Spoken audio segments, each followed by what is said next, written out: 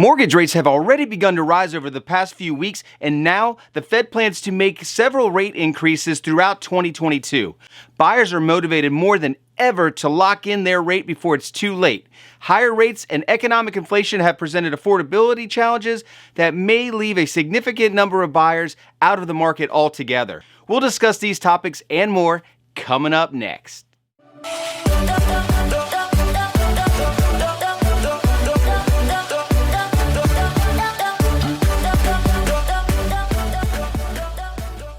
Welcome to the channel. I'm Jason.fiallo, your native Virginia realtor with Long & Foster Real Estate, Christie's International, based in Northern Virginia. Today's video will discuss the current climate of mortgage interest rates and how that affects buyers in the market actively shopping for their new home. We'll also highlight how affordability is closely related to interest rates and how that could shape the housing market trajectory moving forward in 2022. But first, let's briefly compare what we're experiencing today versus other times when rate conditions weren't quite as favorable. Historically low mortgage rates have spoiled us, where now we scoff at anything with a 4 in front of it.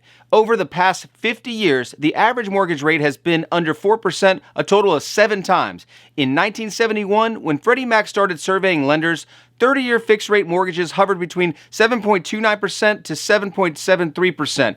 The annual average inflation rate began rising in 1974 and continued through 1981 to a rate of 9.5%. As a result, lenders increased rates to keep up with unchecked inflation, leading to mortgage rate volatility for buyers. The Federal Reserve combated inflation by increasing the federal funds rate, an overnight benchmark rate that banks charge each other. Continued hikes in the Fed funds rate pushed 30-year fixed mortgage rates to an all-time high of 18.63% in 1981. Eventually, the Fed's strategy paid off and inflation fell back to normal historical levels by October of 1982. Home mortgage rates remained in the single digits for much of the next 2 decades. The mortgage rates trend continued to decline until rates dropped to 3.31% in November of 2012, the lowest level in the history of mortgage rates until the pandemic era, when it dropped to 2.66%. To put it into perspective, the monthly payment for a $100,000 loan at the historical peak rate of 18.63% in 1981 was $1,559 compared to $403 at the historically low rate of 2.66 in 2020. When mortgage rates are lower, buying a home becomes more affordable. Because of that, lower payments will help you qualify for a more expensive home or even help you become eligible in the first place. The Consumer Financial Protection Bureau recommends keeping your total debt, including your mortgage, to 43% of what you earn before taxes, also known as your debt-to-income ratio or DTI. This ratio is in place to protect you as a consumer, so you mitigate the risk of overextending yourself financially, as so many buyers did during the housing market crash.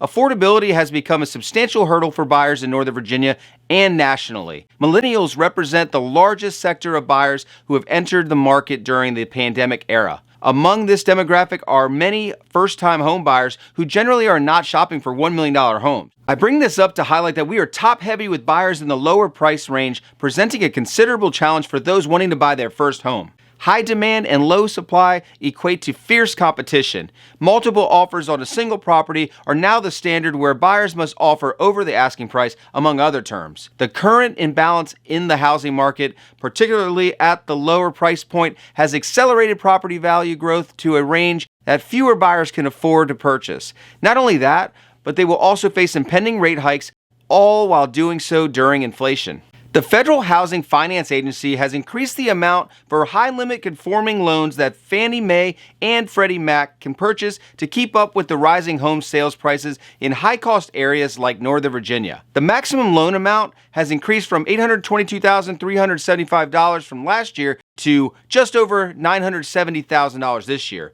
The move helps spur sales in our local market with single-family homes, widening the pool of qualified buyers who previously would have to bring more cash to the table. As of February of this year, the median sales price in Northern Virginia was $571,000, which combines condos, townhomes, and single-family homes. At the time of this video recording, the average 30-year fixed mortgage rate was 3.938%. If we were to take the median sales price and apply today's rate and a down payment of 20% for a conventional loan, your monthly mortgage payment, including taxes and fees, would be right around $2,927. You don't have to put 20% down for a conventional loan. You can put down as little as 5% for this type of loan, but anything under 20% down will require private mortgage insurance, which will add to your monthly payment. Speaking of your monthly payment, based on reports of the Fed increasing interest rates as early as this March, expect mortgage payments to go up very soon. According to economists at JP Morgan, the Fed will likely raise interest rates by 25 basis points in each of their 9 meetings over the next 12 months, leading to an overall rate increase of 2.25%. Incremental additions of 0.25% may not sound like much, but if JP Morgan economists are correct, how much would a rate increase of 2.25% cost you? Assuming we stick with the current median home sales price of $571,000, if the Fed raised rates by 25 basis points or 0.25%, your payment would go from $2,927 to $2,993. If the rate goes up by 2.25%, your new payment would now be $3,556. As you can see, a relatively minor increase in the interest rate isn't exactly life-changing. However, it can make a difference when it comes to qualifying for a loan and cost you thousands of dollars over the life of the loan.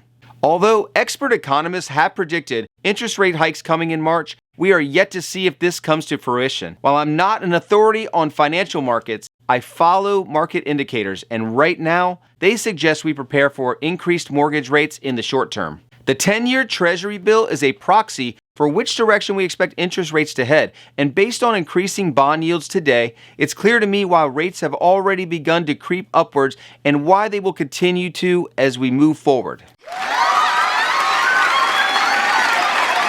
Hey, what's up? If you like watching videos on the Northern Virginia real estate market, or if you'd like to see some of our unique listing videos, check out the playlist right here. Now, guess what? If you never want to miss out again, all you got to do is subscribe. Catch you next time.